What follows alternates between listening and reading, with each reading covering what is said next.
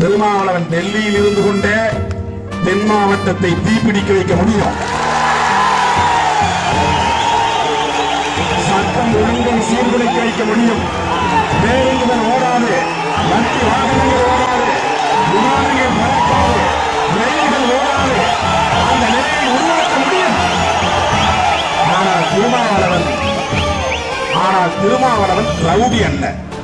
திருமாவளவன் புரட்சியாளர் அம்பேத்கரின் வாரிசு. திருமாவளவன் ரவுடி அல்ல, புரட்சியாளர் அம்பேத்கர் அவர்களின் கொள்கைகளை படித்தவன், நாகரிகத்தை உணர்ந்தவன். ஆகவே எதிர்ப்பை எப்படி தெரிவிக்க வேண்டுமோ அப்படி தெரிவிப்பவர்கள் தான் விடுதலை சிறுத்தைகள்.